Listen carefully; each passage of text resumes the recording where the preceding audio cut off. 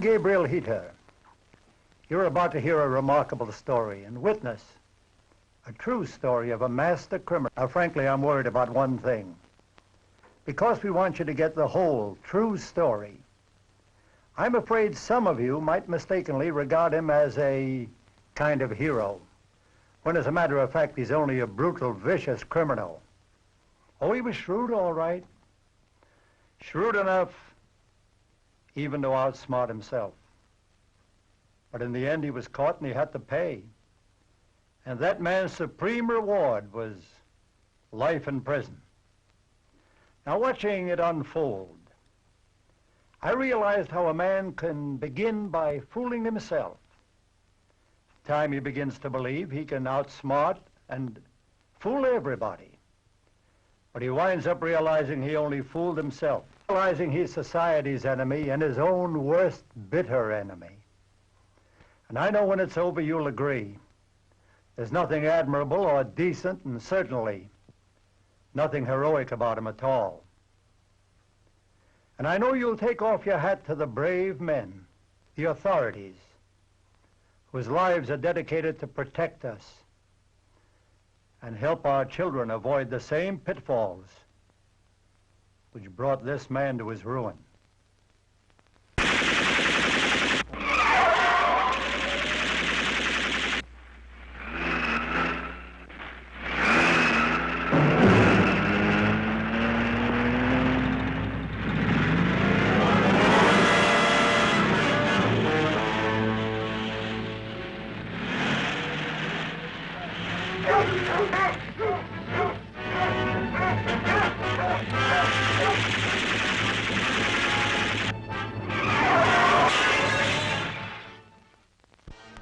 The state of Oregon, like the rest of the nation, has felt the impact of prison riots and jailbreaks in recent years.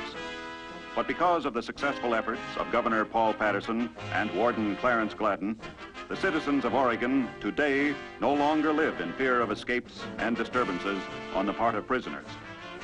Throughout our nation, the construction of new buildings and the improvement of penal institutions in general have not kept pace with our increasing population.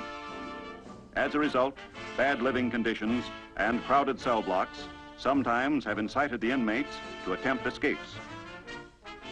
It was at the Oregon State Prison that the most unique jailbreaks in modern penal history took place. The escapes were made by John Omar Pinson, once public enemy number 4. It was Pinson's daring actions that finally aroused the conscientious officials and citizens of Oregon to improve conditions at the state prison. The true account of Pinson's escapes is a vicious and ruthless one, and Gangbusters presents it to you now in the hope that public attention throughout the nation will be focused on our penal institutions. I'm Detective Lieutenant Walsh, your host for this Gangbusters case. These are some of the tools of our trade. From the size of this collection, you might think it was the equipment for our entire department, but you'd be wrong. This arsenal was carried by one man, the most interesting and dangerous criminal I've met in 20 years of police work. The case began October 12, 4 p.m. I was making a routine check of motor vehicles near the apartment at 1276 Jones Avenue, an apartment then occupied by William Moore.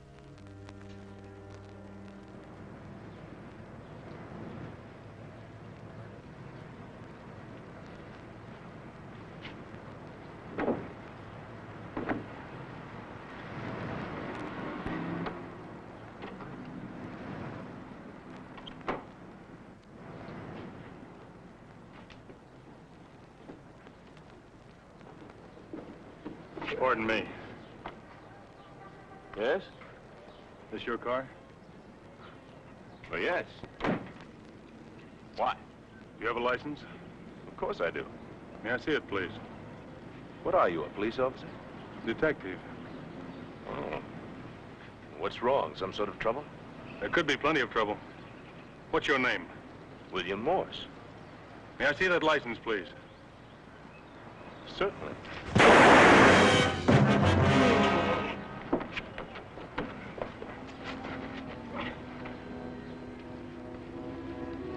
Well, what do you know? This This man must be wanted for something more than just stealing cars. Brother, what a trick. October 12, 8:26 p.m. We booked him under the name of William Morse. The suspect denied any knowledge of the stolen car he'd been driving and maintained that he was William Morse, a scientist. You should be more careful with that. It might be loaded. It was.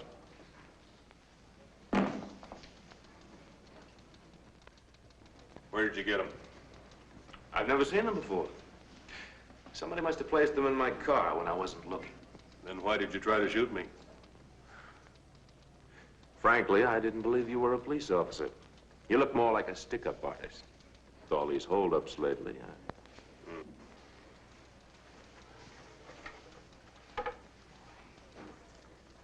I suppose you thought this was a long-stem petunia. Of course not. Petunias have short stems. Where were you going with it? To see a girl. What's the name? Well, I don't know. I haven't met her yet. And, I suppose you were going to read to her out of this book, The Science of Explosives. Don't be preposterous. You say you're a scientist. What does this mean? If the Basicity?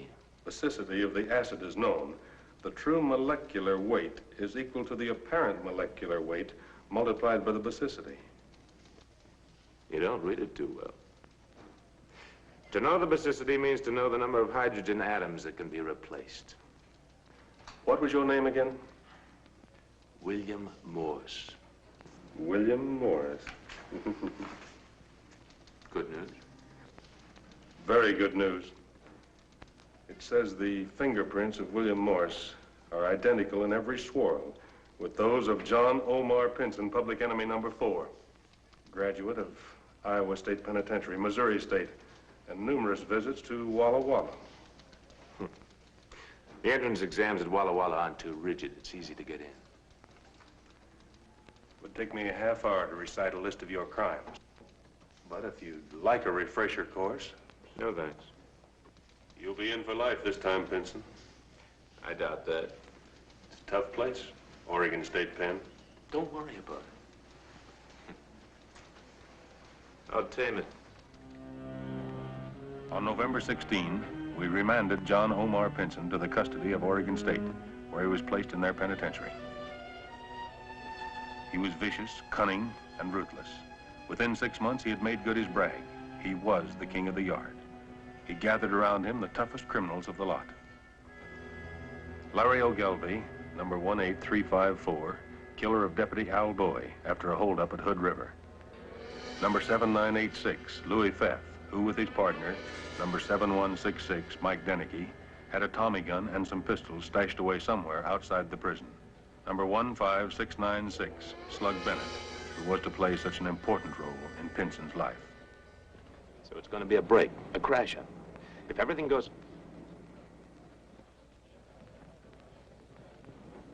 Grandmother wanted me to sing in the church choir. Sunday morning, I donned my Buster Brown collar and I sang. Sang beautifully. I can see it now. Grandmother with the tears streaming down her face. What the...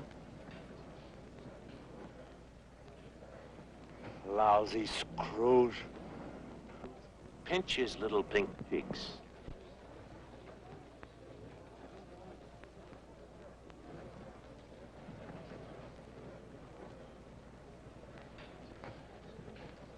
Oh, it's a lifer, I'd knife him. Okay, when's the big break? It's going to be entirely different. Different from any break ever tried. This time, there won't be any dissension or argument or misunderstanding, because this time, I'm going to make it alone. What do you mean? It has to be that way. There's too much unrest around here. The whole yard's on its toes. But once I'm out, I'll come back for you. Is that a promise? That's a promise. Mr. Pinson? Huh? Mr. Pinson, my name's Long.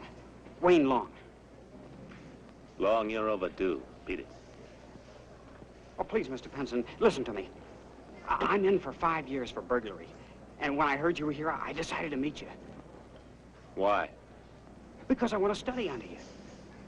You're the best man in the country in your field. Sit down. Goodbye, baby. What did you do, Sonny? I got caught robbing a grocery store. Gracious. I've been in reform school, too. All right. I'd just like to stay near you and have you teach me a few things. You're a punk, a two-bit gutless punk. You have no sense. You pull a two-bit job and take the same rap you'd get if you'd been after $1 million. Punks like this are all the same. They're brainless. They never get smart. But I want to learn. If you'll just let me hang around you, I'll do whatever you say. Run your errands. I'll steal cigarettes for you. Cigarettes? Well, let's try it. Show us how you lift a cigarette. All right. Over there. That fella against the wall. He's deaf, half paralyzed, and sound asleep. Now, you go over there and clean him for me. Bring back all his tobacco. Sure.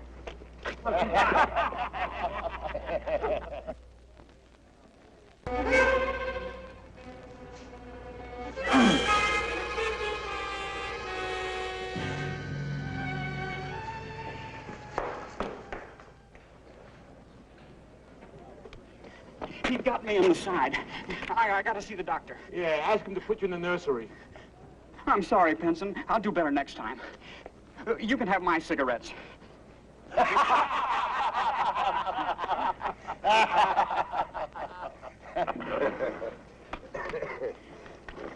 Cigarette box? Yeah.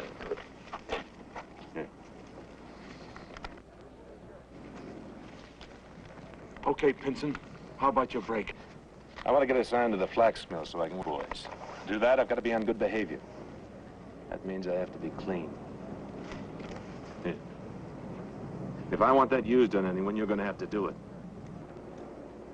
Well, boys, I've turned over a new leaf. I've repented. Hallelujah. March 3rd, Pinson, because of his good behavior, was allowed to work in the flax mill. He was there 6 weeks, when Tuesday, April 16th.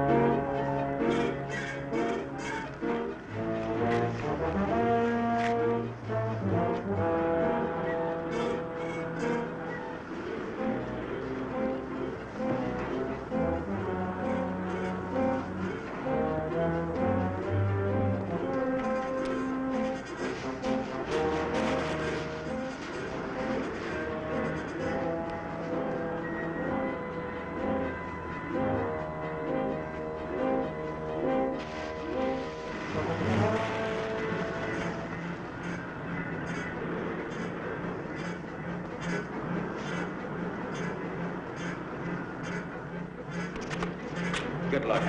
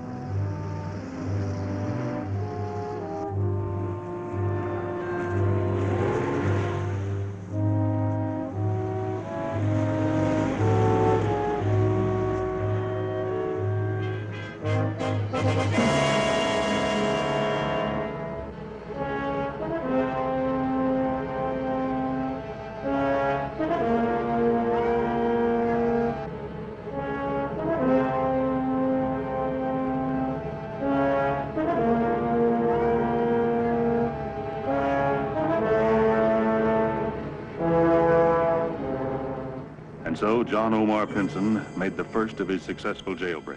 And on April 24, 8 days after his dramatic escape, the dapper, smooth-talking, but vicious criminal was getting ready to carry on business as usual.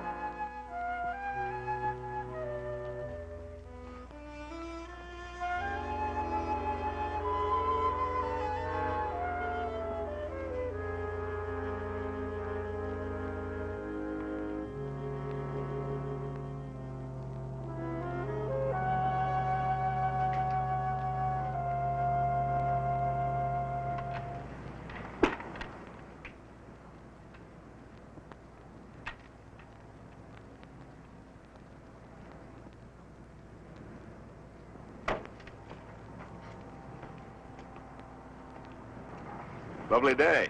Beauty. Traveling? Yes, I'm just passing through. It's a nice little town you have here. Glad you like it. Well, good luck.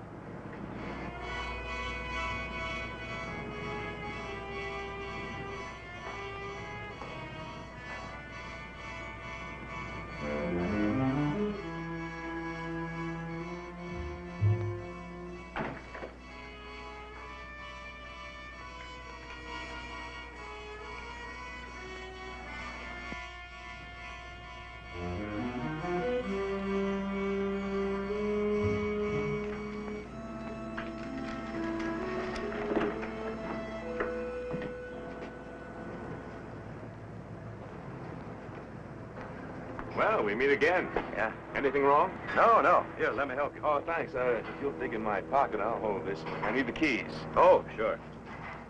What's in the bag? Fishing tackle. My rod's in the car. Yeah, like to fish, huh? I sure do. Have ever since I was a kid. But I take advantage of this vacation of mine. Maybe net a few trout. Trout? It isn't trout season. Oh, well, being out of state, I guess I got mixed up on my dates. I have my keys, miss. Sure. Thanks. That's a mighty bulky rod. Yeah, it holds a mighty bulky fish. When it dropped, it didn't sound like a fishing rod. Really? I didn't notice that. Well, you have to let me worry about it. Thanks a lot for your help. You'll have to excuse me now. I'm a little late. And may I see your fishing license? I don't have one yet, but I'll get one before I start fishing. Mister, your story doesn't hold water. I think I better take a look at your fishing equipment. I told you with a rod.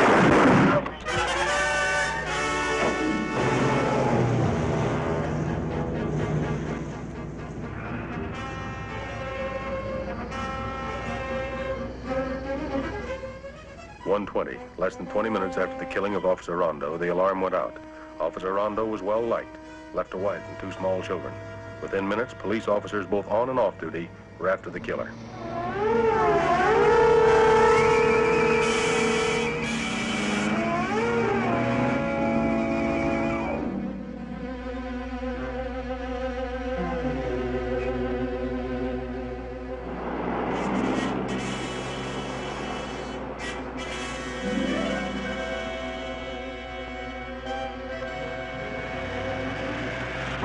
Roadblocks were thrown up at strategic points leading out of the city and into the Oregon hills.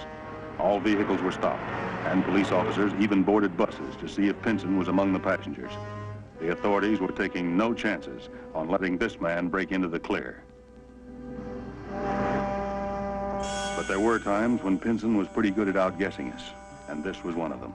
He anticipated the fact that police barriers would be set up, and he spotted our roadblock.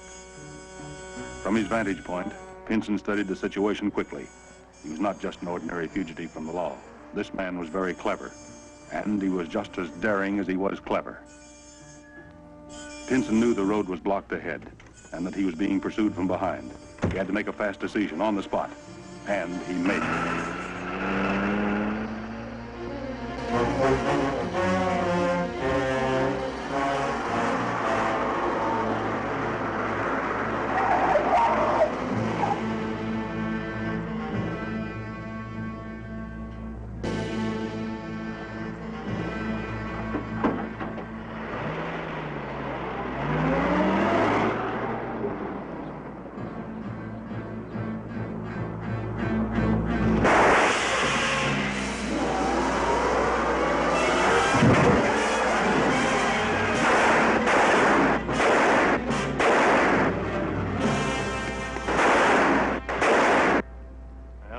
Looks like we'll give him this round. Yeah, but he still hasn't cleared the area.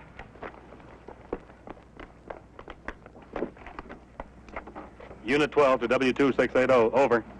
Come in, Unit 12. Pinson just crashed our roadblock, heading east on U.S. Highway 180. Alert all units. Unit 12, over and out. Well, what do we do now, Coach? Change that tire and capture Pinson, in that order. Or we'll both be turning our suits in. He'll ditch that car. Maybe we ought to double up on the freight yards. No, no. Not with Pinson. That man's an egoist. He's clever, sometimes even brilliant. If we closed up the freight yards, he'd go out of town in a Pullman. With our men checking on everybody that buys a ticket? And that, Mr. Fuller, is our next stop.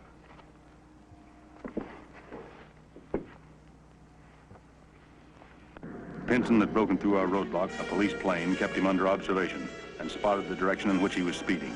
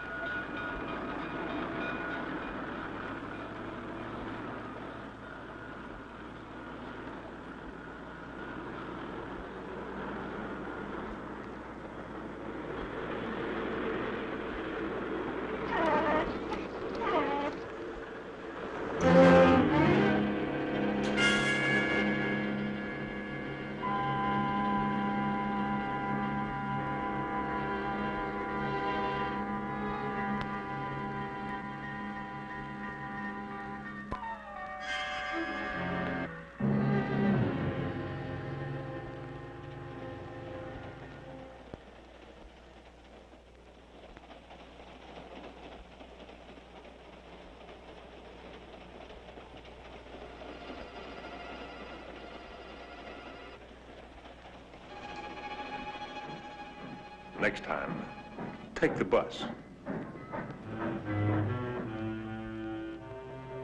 October 26, 11 a.m. Pinson was returned to the Oregon State Penitentiary, where special guards were assigned to watch him. For months, he was on good behavior in the yard. Beat it, Punk. But go over there and pull a knife or something. What for? Make sure the guards are watching you instead of us. Go on.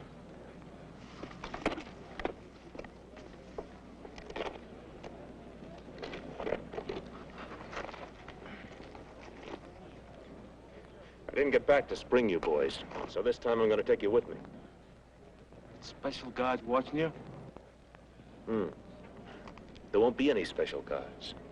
We're all going on good behavior so we can get assigned to the motor pool. What's the stooge?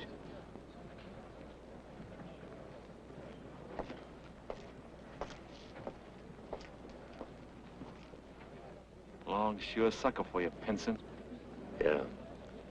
Now, we've only got a minute, so here goes. We set this up for the 20th of February at 2 in the afternoon. February 20. 1 minute before the deadline for the big mass escape.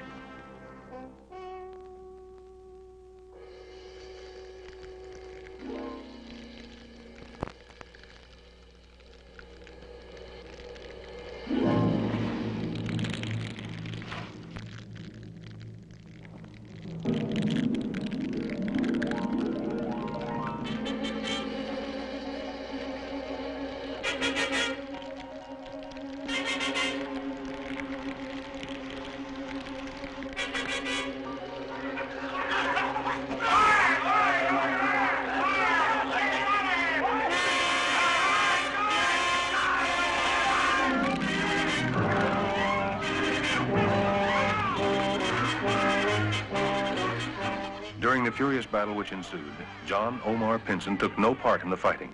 He remained aloof, waiting for the opportune moment.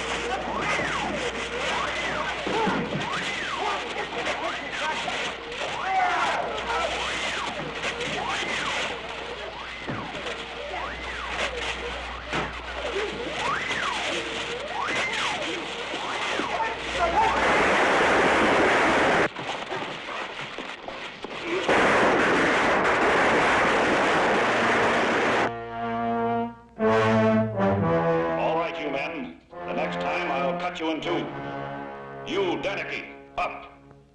Pep, Bennett. Now move back toward the door of the machine shop. Hands behind your back. Move. And you guards, slug the first man that gets out of line.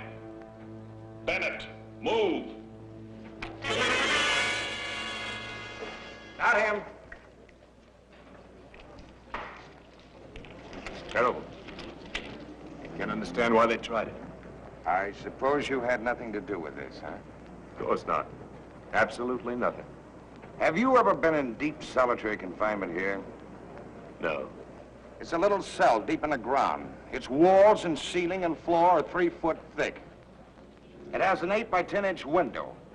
And it's real dark and real quiet. There's no table, no chairs, no anything. And you get food twice a day. Mostly water and crackers. And it wouldn't surprise me that you're going to spend the next year there. Take him away. Wait a minute. I'll wipe that smile off of your face.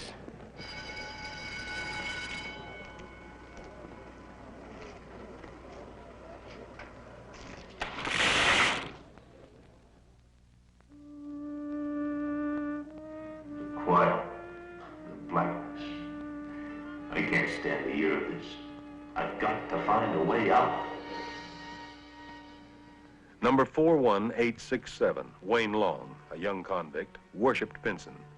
After repeated rebuffs, he saw a way to gain the confidence and favor of his idol. Through good behavior, he managed to get himself transferred into the prison bakery.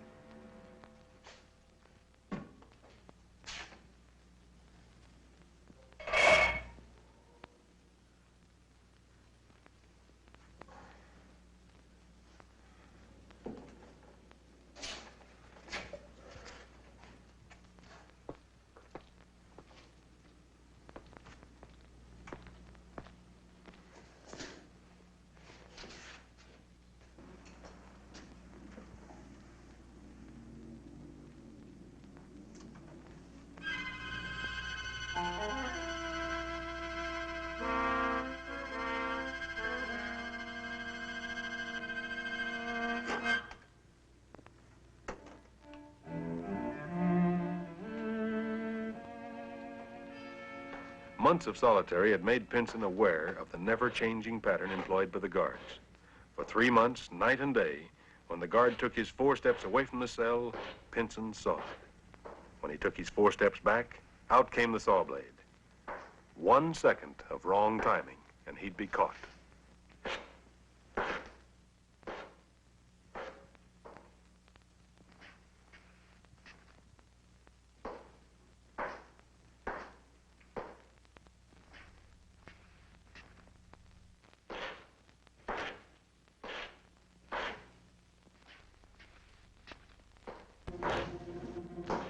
July 18, 5:30 at night. The bolt was cut.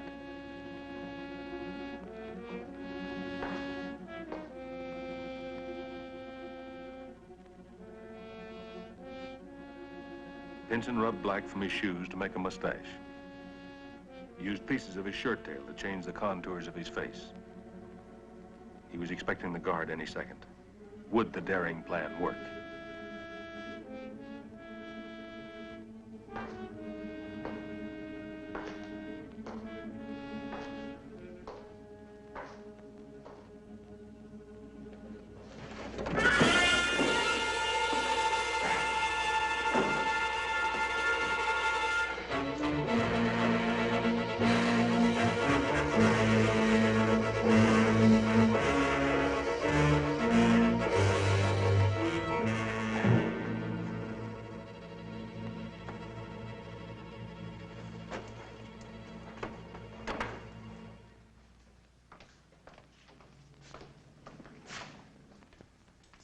Bennett, can't you screws leave a guy alone? Shut up.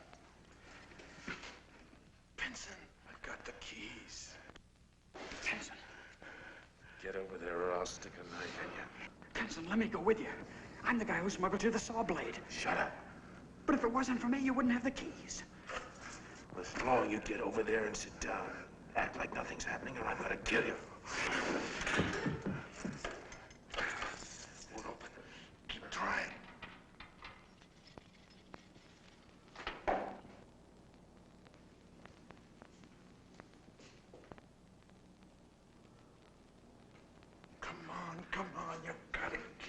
Easy does it. There are lots of keys here. Pinson, please. Screw. I think he's getting kind of suspicious. Maybe not. Maybe you should... I've got it. So you think you're sick, huh? Well, we'll find out in a hurry. Stick out your hands. I'll give you some mittens. If you're not sick, you're gonna find yourself in a lot of trouble. Pinson. All right, move.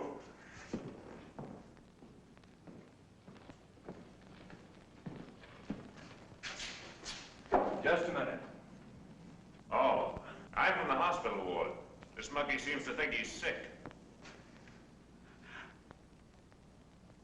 Okay.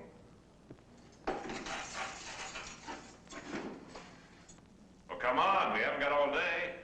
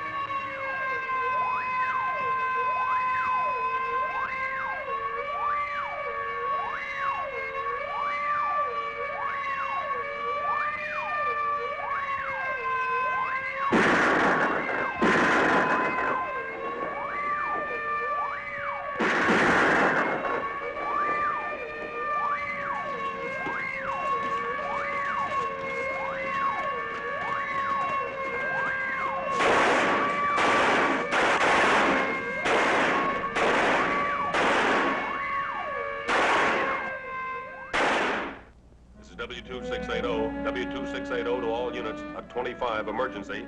There's been a break at Oregon State Penitentiary. 2 convicts, John Omar Pinson and Slug Bennett, have broken out. Block all highways leading from the city and leave your radios open.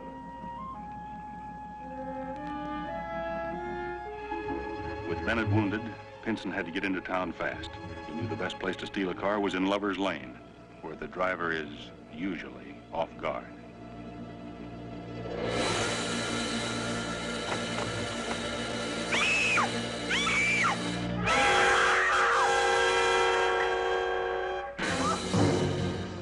Bennett badly needed medical treatment, but the 2 fugitives were afraid a doctor would ask questions about gunshot wounds, so they broke into a drugstore where Pinson made use of his chemical knowledge. It's not the lead that hurts so much, it's my jaw. I don't know what's the matter, but it's hurting awful. I'll give you some salicylic acid and codeine. Help ease the pain. How you know so much? My business to know things like that. Study up on it. That way I'm prepared. My jaw. I wonder what it is.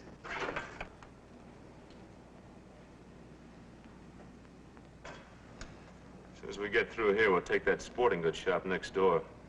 Should be easy enough. We can cut right through the wall. With 1,000 cops looking for us? Yeah. This will make you woozy for a while, but it's going to help the jaw. Water. Here. That's all we need. Most drugstores have cats around. They keep the mice away. Gotta be black. Maybe he was better off in the pen. All this pain, scared, no place to go. Everybody wanting to kill you.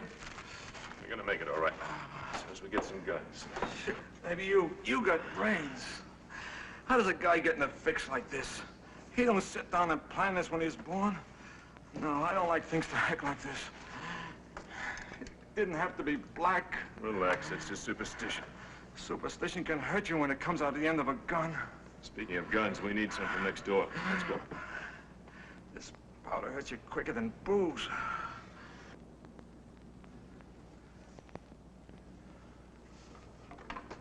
You sure there's no poison in that? Bennett, if I wanted to kill you, there are lots of easier ways.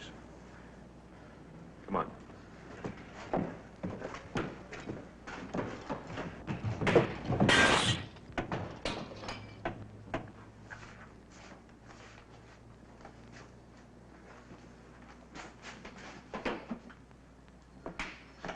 Be quiet.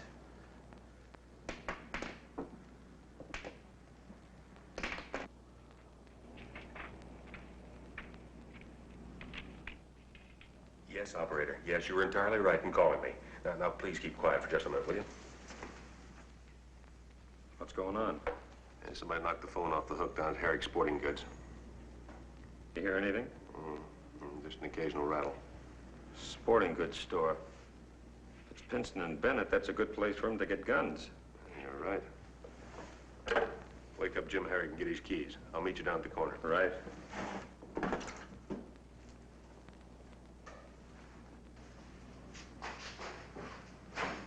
We're all set.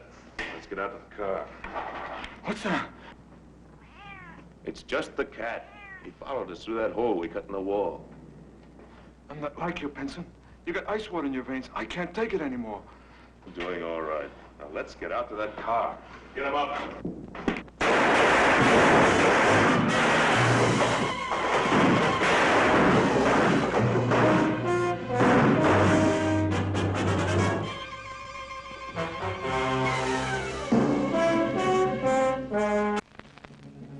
While the police were organizing their search, Pinson and Bennett crashed their way toward freedom. Meanwhile, all local law enforcement agencies, including city police, sheriff's deputies, and motorcycle officers from the state police, converged upon the escape area and quickly dispersed according to their well-organized plan. The bloodhounds found the scent, just as promptly lost it near the river. The officers converged upon that spot.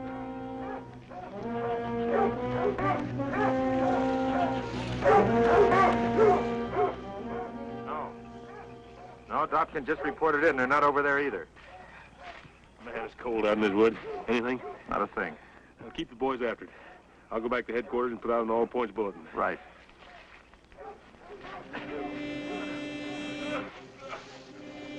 Although the search was intensified, no effort was made to cross the river, as it was unanimously believed that the fugitives were too badly wounded to swim the Columbia in flood time.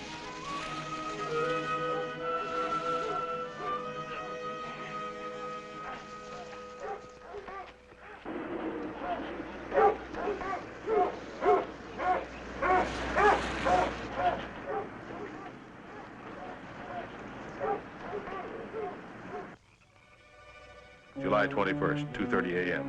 3 hours after their escape. No food. Both shot. Pinson vitally. We passed a barn back there. Remember? Yeah. I saw a shovel. leaning against the fence. You can die, Pinson. You can. I wouldn't know what to do. Get it. No, Pinson. It's not too much to ask, is it? Do a little digging for a pal. You can't leave me, Pinson. I wouldn't know what to do without you. Get the shovel.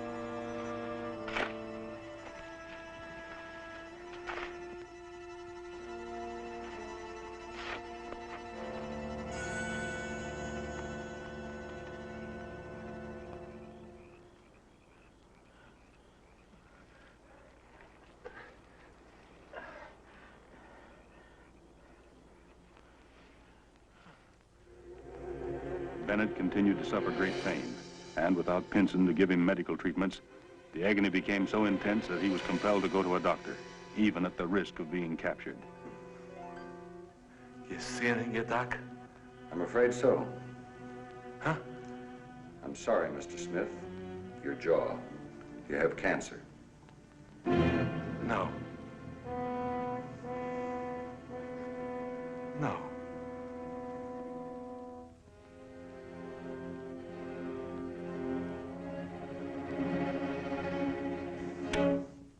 A fugitive from the law, alone, suffering from cancer, and without Pinson to help him, Bennett became his own judge. And his sentence was a pretty stiff one. Mrs. Wallace, across the hall, heard the shot at 7:15. At 7:20, Bennett was rushed to the hospital, where an emergency operation was performed by Dr. Hall. At 8:45... This is Lieutenant Walsh. I'd like to speak to Dr. Hall, please. Dr. Hall speaking. Doctor, the hospitalist flashed a report on an attempted suicide. Any information for me? Well, I don't know who this man really is, but I've been treating him under the name of Smith. What brought it on? He has 7 bullets in him, plus the one with which he tried to kill himself. Will he pull through? Well, he'll recover from the gunshots, all right, but not from the cancer. It's too late. Thanks, Dr. Hall. I think we'd better come right over. Something hot? Hot and heavy. 7 slugs of lead. Only one of 2 men could carry a cargo like that. Pinson or Bennett. Let's roll. Under questioning, knowing that he was dying, Bennett talked freely and admitted his part in the escape, burglary, and subsequent gun battle. Finally, we made it to the Columbia River. You was on our heels. We was bleeding so badly, we didn't think we could make it. We got a log, kept our heads low, and finally swam it over to the other side. It was a nightmare.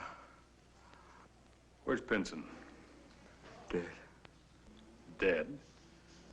Yeah, I know. I buried him. I don't believe it. You know I'm dying. Why should I lie to you? I just can't believe that Pinson's dead. If anybody ever bore a charmed life, he did. How can we be sure? Okay. I'll prove it to you. How? You're not well enough to walk? Carry me on a stretcher. I want to prove it. Great John Omar Pinson is dead. Tomorrow I'll show you the place I buried him.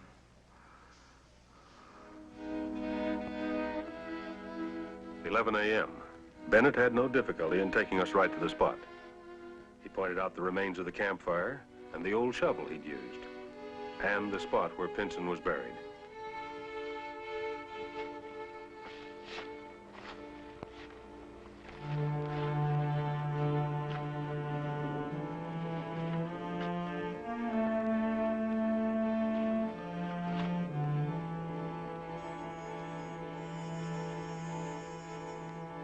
Not so good with a shovel, eh, copper?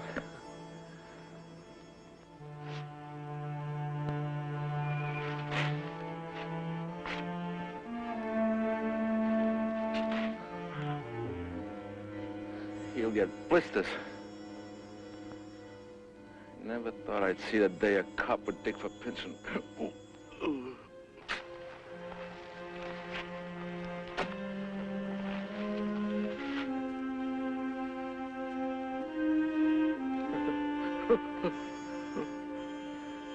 You still don't believe me, huh?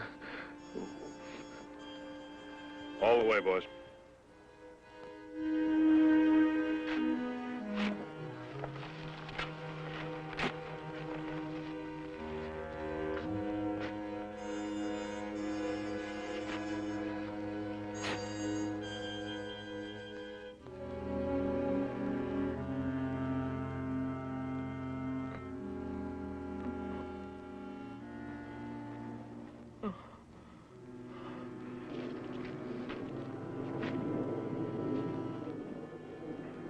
Why did you lie to me?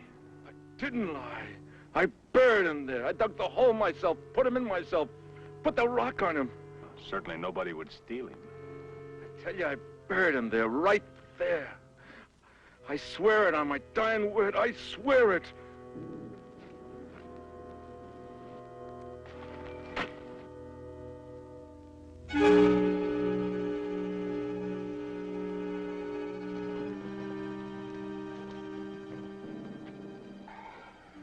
Part of a bandage.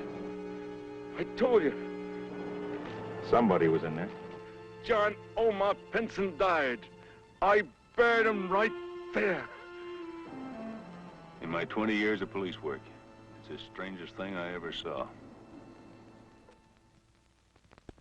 I don't care what Bennett said. I don't care what the papers or anybody else said.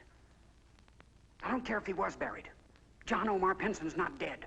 Kenneth, that's all I hear all day long. Get wise, kid. Bennett buried him. He was just setting up an alibi for Pinson. I'll take two. He wouldn't lie if he knew he was cashing in.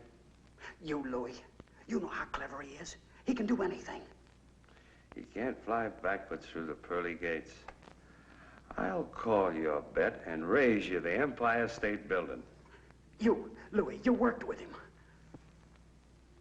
I'll call you with a Golden Gate Bridge. Listen, you guys. You've been saying you got a couple of machine guns hid outside. You tell me where they are, and I'll promise to find Pinson. What do you got? Then we'll both come back here and crash out. 3 deuces. Bobtail straight. Well, what do you know? I don't own the Empire State Building no more. The taxes will kill you. Now, what about it? Yeah, it's your Are you guys deal. gonna tell me where they're hid? We'll think about it. Yeah, Warden. I think it can be done. In fact, the matter, I've got a man in mind for the job right now. Oh, Fuller just came in. No, he doesn't know about the surprise. I'll fill him in. Goodbye. What's the surprise? Well, a con by the name of Wayne Long gets out next week. Oh, yeah, he's the one that tipped that Pinson's still alive. I heard that one. Grapevine has it that a couple of cons by the name of Louis Fett and Mike Denicky have stashed 2 machine guns on the outside. Heard that one, too. You're a hard man, Fuller. Oh, stuck soup. Long tells Fett and Denicky he'll find Pinson and spring them if they'll tell him where to find the guns. We tail him. When he picks up the guns, nothing to it. But you made one mistake. I believe Pinson's alive, too. Oh, and you're nuttier than Wayne Long. We saw the grave. But there was no body in it.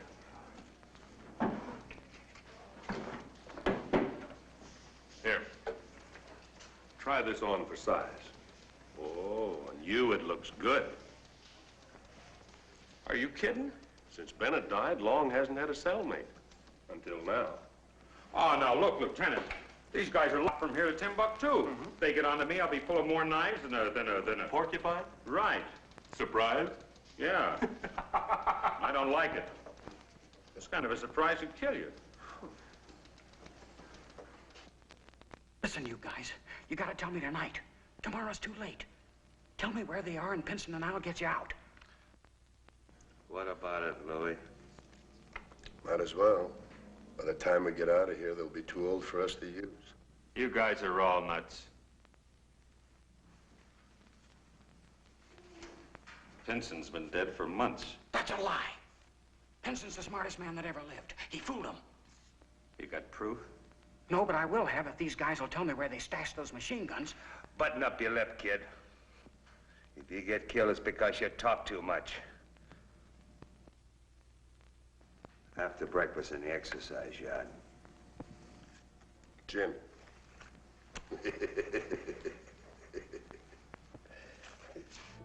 January 19. Wayne Long received a new suit, new shoes, and the usual $10. Louis Fett and Mike Dennegy had given the information to Long. Detective Fuller reported back to me saying that he'd been unable to overhear their conversation. Long was undecided whether to take a bus or a cab. It would have made no difference. The detective was on the bus, another was driving the cab, and several others in cars were standing by.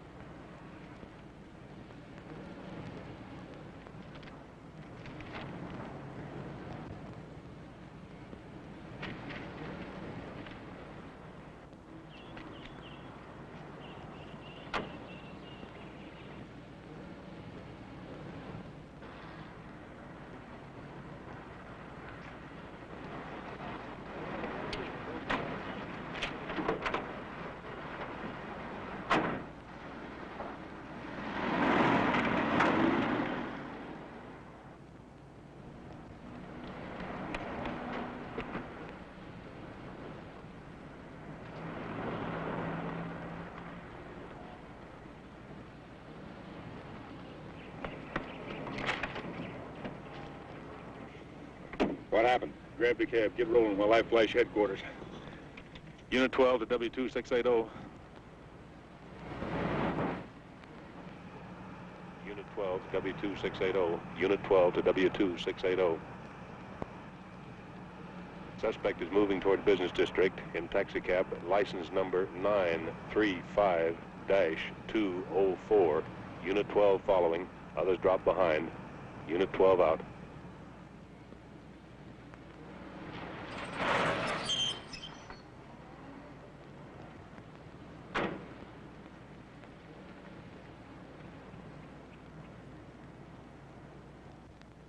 Unit 12 to W2680. Suspect has just entered a residence at 1349 Garvey. Have Unit 3 stand by north of the dead end. Unit 12 out.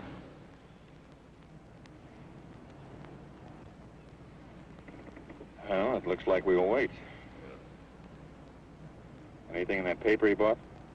I doubt it, but we'll check the personals.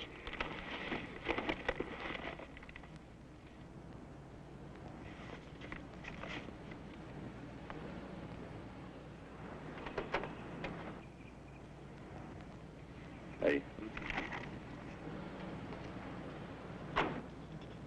Suspect is leaving residence carrying 2 packages. Could be machine guns. Have Unit 3 tail him. Fuller and I are going into the house. Unit 12 out.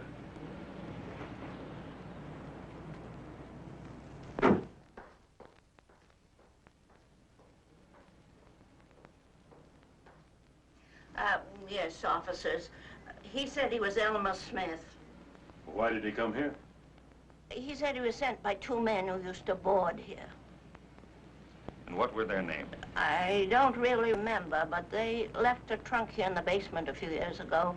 Said they'd be back for it, but they never came. So this man said that they'd sent him to get something from it. Well, how did you know they sent him? Because he said they told him if he called me Aunt Jenny, I'd know he was a friend of theirs. Aunt Jenny? No, that's just it. Nobody calls me Aunt Jenny but those two men who used to live here. Well, how did they happen to? I used to listen to a radio program so much that had an Aunt Jenny in it.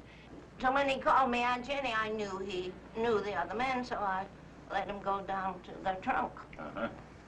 Are these the two boarders that used to live here? Yes. Friends of yours? No, ma'am. Oh. Do you know what he took from the trunk? No, do you? Yes. I'm afraid I do. Oh. Fuller and I had to make a quick decision.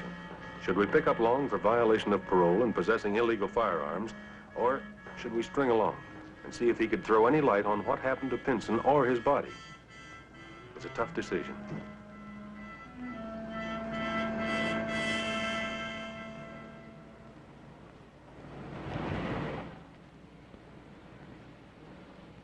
That's Long with the truck, all right.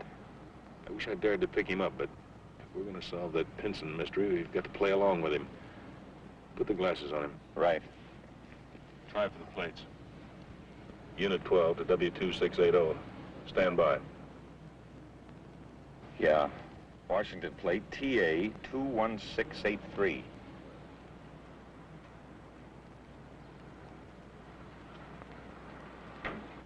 I wonder if he knows that truck driver.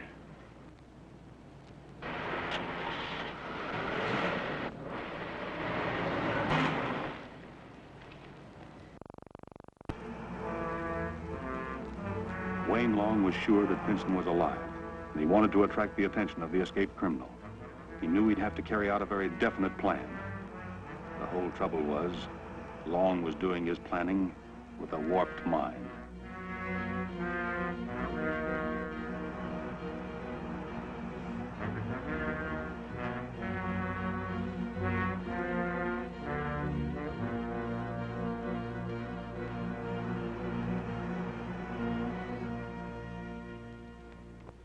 We're about 9 miles southeast of town. The truck's just turned into a side road. Stand by. It looks like a one-way lane. I don't know whether to follow him or not. It's all right, young fella? Perfect. And I reckon you can pay me. You'll get your pay. Now, looky here, young fella. If you're going to rob me, you're wasting your time. I'll give you what little I got. I'm not going to rob you. Get out. You bet, but please put that gun away. You can take the truck. I won't lose much. It's insured. You talk too much. Yes, sir. But you got nothing to fear from me. I know that. I'm going to kill you. Kill me? You got no call to do that. Why, they'll find out who you are. And... That's what I want them to do. I want this to hit every front page in the country. But that don't make sense. I'm worried.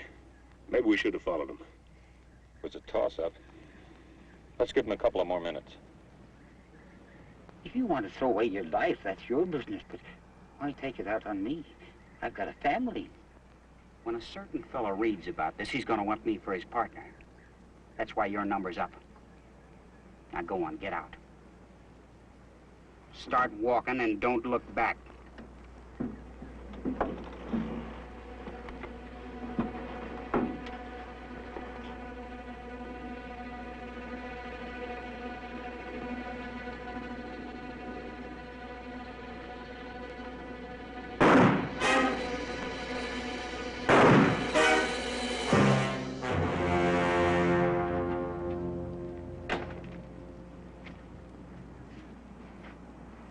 My calling card for the cops.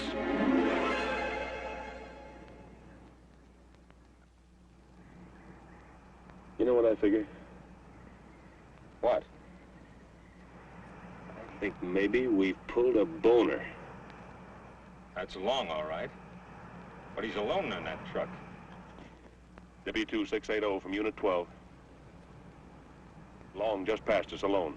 Dispatch the nearest unit to check this side lane. It's about 4 miles southeast of State Highway 124. Unit 12 out. All right, you go.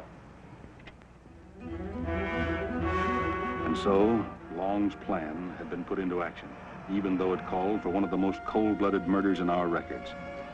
Now, the young killer was out to commit as many daring crimes as possible, so that Pinson, the man he worshipped, would read about them in the papers, and perhaps decide that Long would make a good partner in crime after all.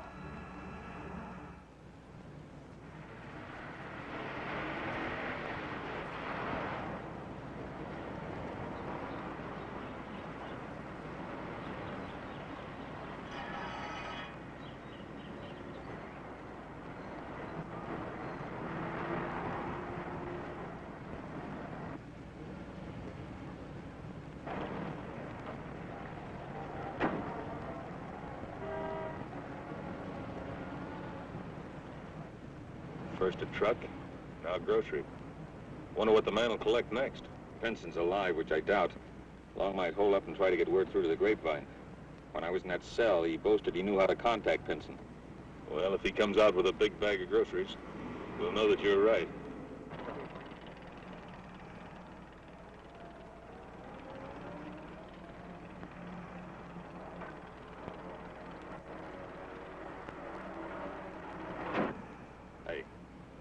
Get a load of that.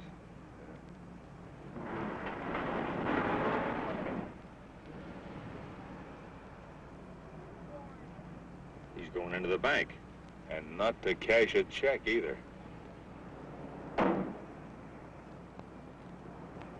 Suspect is now entering a bank at the corner of 5th and Main. Dispatch all available units. Tell them to hold the sirens. We can't risk a gun battle in the bank, so we'll attempt to make the arrest as he leaves the building. Drop it! Whoa!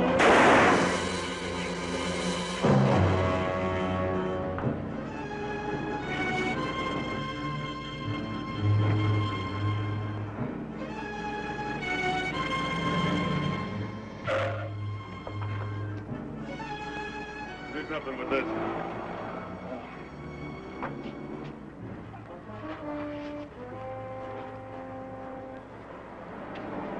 It's the second time a punk has winged me. I was said the next time I'd shoot first and warn him afterwards. But somehow I just can't seem to do it. It's part of being a cop. Wayne Long was rushed to the hospital in critical condition. Late that night, he talked. I worship Pinson.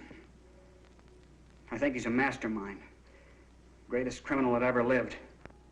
I wanted to learn from him so I could pull big jobs. I knew he'd read about me in the papers. About killing that truck driver, pulling that bank job single-handed. But isn't John Omar Pinson dead? Bennett swore with his dying breath he saw him die and buried him. Fuller and I saw the grave. But his body wasn't there. No, but somebody'd been in that grave. And remember, Bennett was Maybe dying. Bennett believed he was dead. I don't. Pinson's too smart to die. He's alive. And he's making you cops look sick. The kid's nuts. Pinson's dead. There's only one way to find out. This is all a very dramatic story. So we'll give it to the newspapers. I've talked too much. Yeah.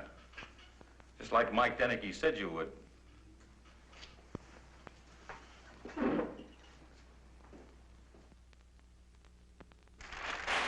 Long. That dumb, stupid punk. I was dead till he started shooting his mouth off.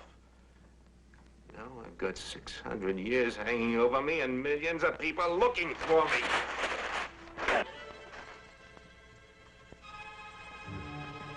I've got to get out of the country. But first, I'll have to have an identity. Got to be somebody to get a passport. How do you start to be somebody when you're dead? February 28th, 7:30 a.m. The first step toward a new identity.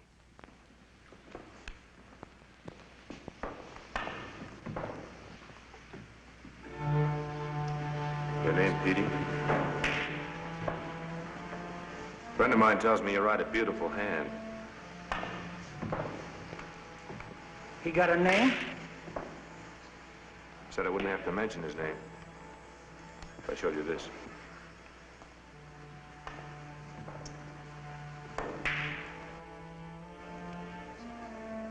Why don't you write your own letters, friend?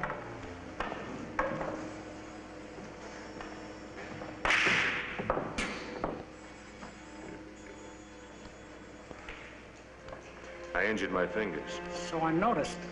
You got a mate to what you showed me? Anything that large seldom has a mate. It would take that much to limber my fingers. Would it keep them that way? Another G on delivery. Too steep. Play a game of pool? All right, you win. Got a pencil and paper? Oh, no, I never write anything down. Just give me the dope. I won't forget it. If you cross me, I swear. The cops would keep you so busy, I wouldn't have to worry. Height?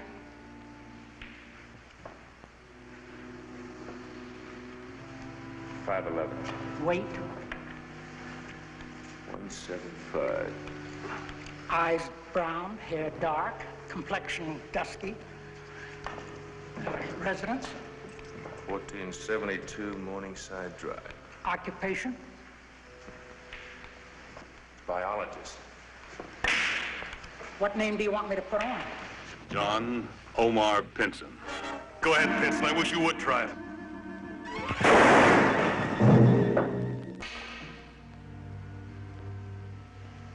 Pretty foxy, Wallace. How did you know I was here? Police been watching this place and 100 more just like it. Ever since your story broke in the newspaper. All right. Over against the wall.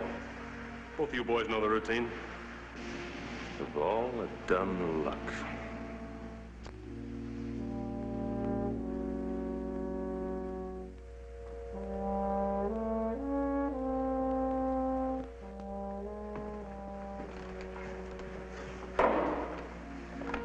You cops have all the dumb luck.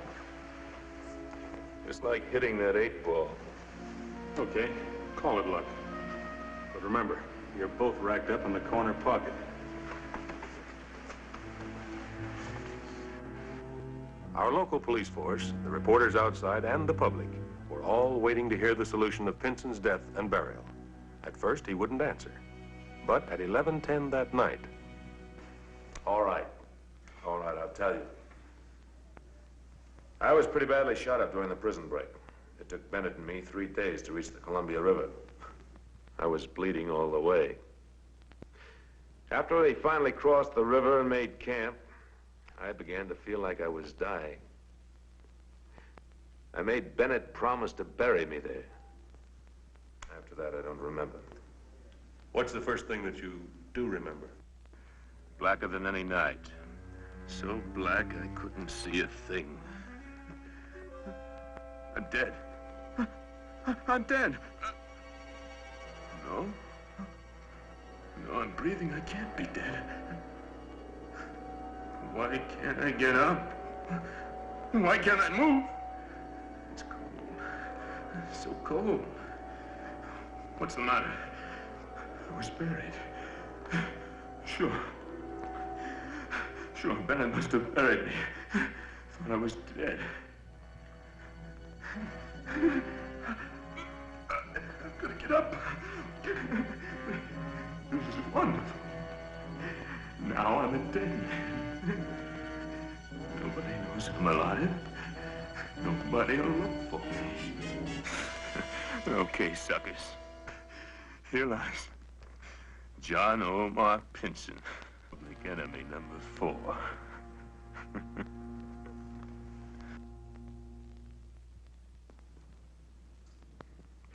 That's just what happened, gentlemen.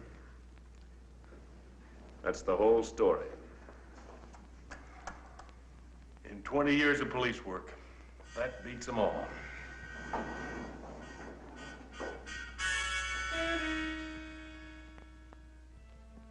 For John Omar Pinson, the sentence was life. Life in the Oregon State Prison, the place from which he made such daring escapes. For Wayne Long, the sentence was not life, but Pinson had run out of plans. Long was running out of time as the young man set out to take his last walk.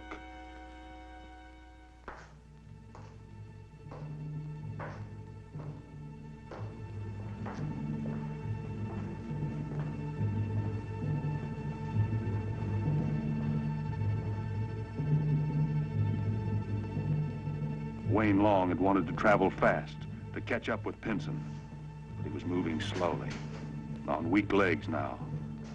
He had really always been too weak to carry his own weight alone.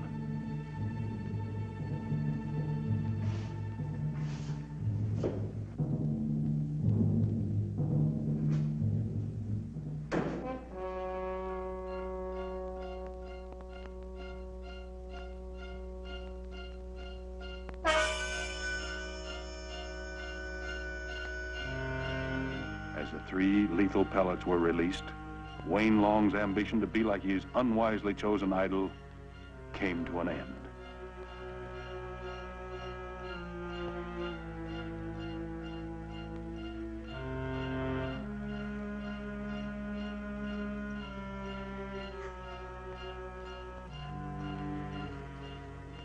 And some punks never learn.